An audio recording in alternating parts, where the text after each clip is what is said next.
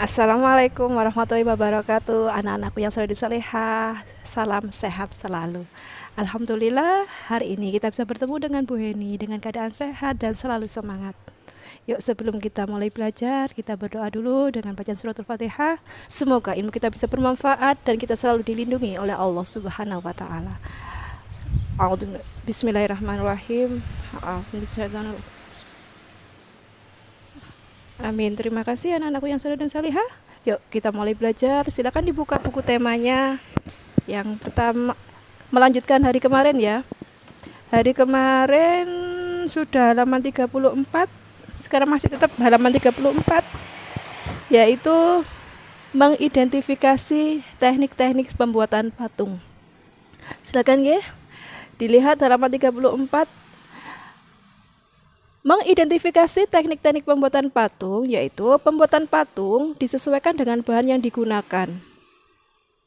Setiap bahan memiliki teknik pembuatan yang berbeda-beda. Berikut beberapa teknik pembuatan patung. Yang pertama ada membutsir. Membutsir itu punya alat, bisa dengan alat butsir atau pisau sudip. Bahannya bisa tanah liat, bisa plastisin, atau clay. Yang kedua, memahat. Memahat dengan alat pahat atau palu. Bahannya bisa kayu atau batu, bahan-bahan yang keras. Ketiga, mencetak. Mencetak bisa menggunakan alat cetak sesuai yang diinginkan. Bahannya ada bisa semen, ada bisa gips, atau emas cair yang bisa dicetak. Yang keempat ada konstruksi. Konstruksi biasanya menggunakan alat yaitu kerangka bangunan atau meja putar. Alatnya, bahannya bisa tanah liat ataupun semen. Lanjutnya nak ya, kita lanjutkan lagi ke buku tema halaman 36, yaitu ada perkembangbiakan hewan. Tuh dilihat hewannya.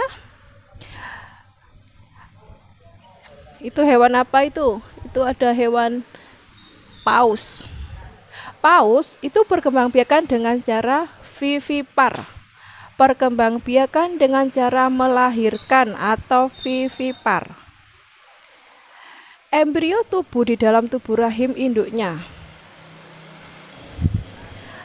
Berikutnya ada ikan lele. Ikan lele berkembang biak dengan cara bertelur atau ovipar. Embrio atau calon induk baru tumbuh di dalam perut. Sini ya, di perutnya lele. Yang berikutnya ada ikan pari. Jadi ikan pari itu berkembang biak dengan cara bertelur, kemudian melahirkan atau ovovivipar. Embrionya tumbuh di dalam telur yang disimpan di dalam tubuh induknya. Setelah menetas, individu baru akan dikeluarkan dari tubuh induknya dengan cara melahirkan.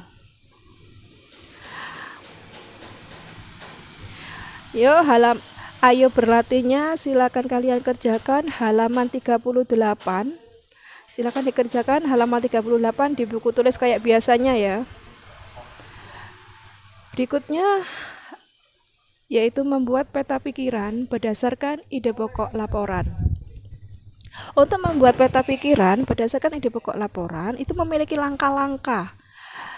Langkah-langkah membuat peta pikiran berdasarkan ide pokok laporan adalah sebagai berikut. Yang pertama yaitu membaca laporan dengan seksama.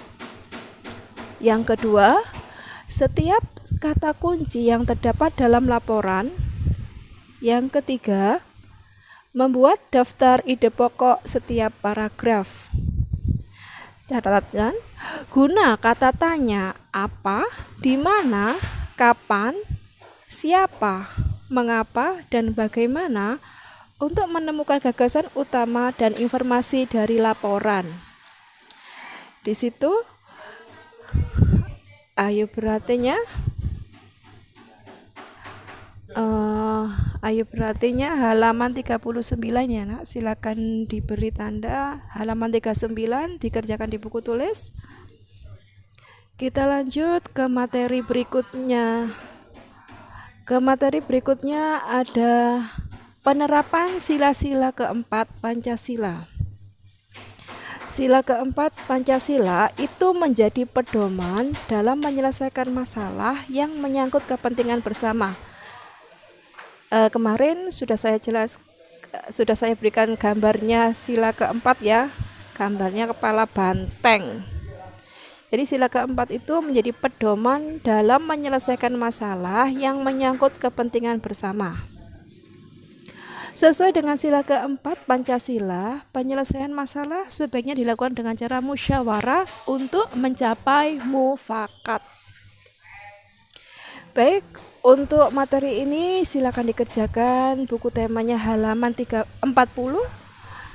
yang ayo berlatih di buku tulis.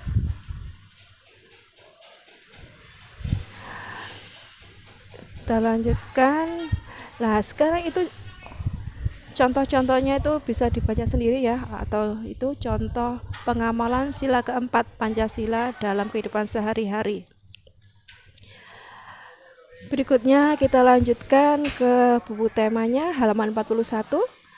Halaman 41 yaitu menemukan fakta dan ide pokok dalam teks laporan. Jadi untuk menentukan fakta atau fakta laporan itu, apa sih fakta laporan itu? Fakta laporan itu membuat informasi penting yang disajikan dalam bentuk fakta ataupun data.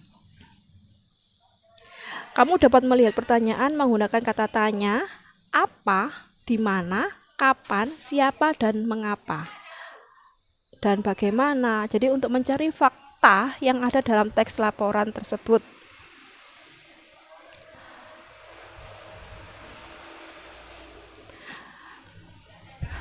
Untuk teks laporan tetap untuk pelajaran hari ini cukup sampai di sini dulu. Besok kita lanjutkan pelajaran berikutnya. Dari sini saya harap kalian untuk mengerjakan tugasnya dengan semangat, jangan sampai ditinggalkan tugasnya. Sampai sini dulu pelajaran dari Bu Eni. Besok kita lanjutkan lagi tentang pelajaran berikutnya. Terima kasih. Assalamualaikum warahmatullahi wabarakatuh.